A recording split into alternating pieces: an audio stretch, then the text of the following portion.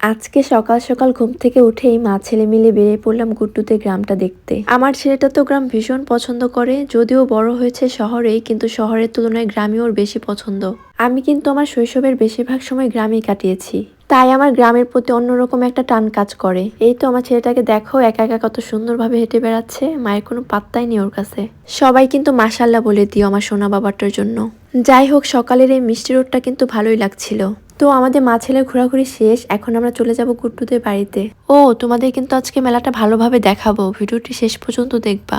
তো আমরা চলে এলাম গুড্ডুদের বাড়ির ছাদে, আর আজকে কিন্তু আমরা সবাই মিলে ছাদে বসে খাবার খাবো। আমাদের আজকে সকালের খাবারে ছিল ফুলকপি ভাজি, মাসকলাই ডাল, পিঠালি আর হচ্ছে সাদা ভাত। আর এখানকার প্রত্যেকটা আইটেমই আমার অনেক বেশি পছন্দ। আসলে সবাই মিলে একসাথে বসে নুন দিয়ে ভাত খেলেও শান্তি লাগে, তাই না? আজকে তোমাদের সবাইকে স্পেশাল একজন মানুষকে দেখাবো, গেস করো তো কে হতে পারে। সেই স্পেশাল মানুষটা হচ্ছে আমাদের স্বর্ণার জামাই। ভাইয়া কিন্তু অনেক ভালো মানুষ, অনেক মিশুক, সবার সাথে খুব সহজেই মিশে যায়।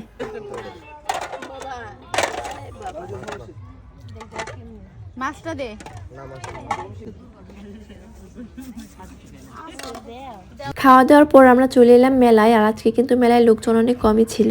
আসলে সকালের এই সময়টাতে লোকজন একটু কমই থাকে, দুপুরের পর থেকে মেলায় লোকজন বাড়তে শুরু করে।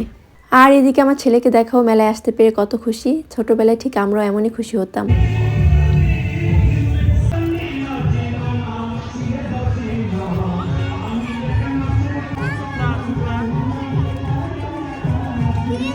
ছোটবেলায় আমি যখনই মেলায় যেতাম মাটির হাঁড়ি পাতিল কেনার বায়না ধরতাম। তখন মাটির এই হাঁড়ি পাতিলগুলোতে রান্না করতে কি যে ভালো লাগতো। তোমরা কে কে ছোটবেলায় মাটির হাঁড়ি পাতিল নিয়ে খেলছো, কমেন্ট করে জানাবে কিন্তু। আমার ছেলের তো শুধু গাড়িই পছন্দ, সে শুধু গাড়িই কিনবে।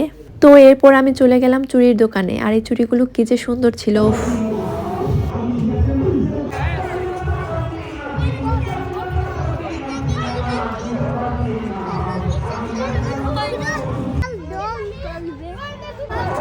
এই দুটা দুধ আমি তোমার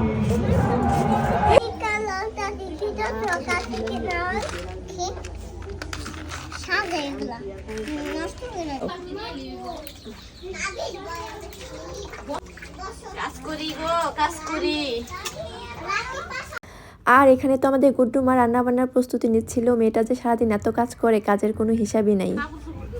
তো এরপর আমরা সবাই মিলে মজা করে একটা ভিডিও বানাইলাম, দেখো তোমরা। আপনারা কোন চ্যানেল থেকে আসছেন আপুরা?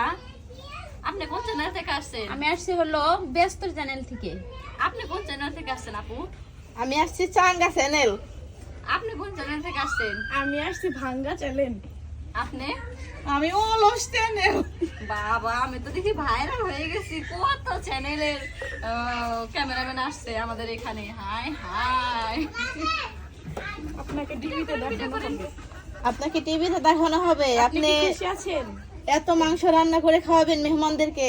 হ্যাঁ, এই যে চ্যানেলের কত চ্যানেলের মেহমান আসছে, তাদেরকে খাওয়াবো। এরপর আন্টি আমাদের জন্য গরুর মাংস বসিয়ে দিল।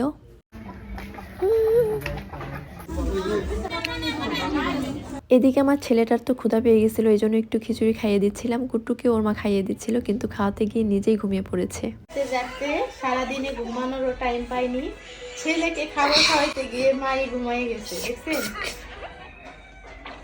ও হয়তো জানে না ভিডিও করতেছি, জানলে হয়তো রাগ করবো। ঝর্ণা ঝর্ণা তো এরপর রান্না বান্না শেষ হলো, আর আমরা সবাই মিলে একসাথে বসে খাবার খেলাম। গরুর মাংস রান্নাটা কিন্তু সত্যি অনেক ভালো হয়েছিল, মাটির চুলার রান্না বলে কথা। তো আজকের ভ্লগটা এই পর্যন্তই, দেখা হবে পরবর্তী ভ্লগে। আল্লাহ হাফেজ।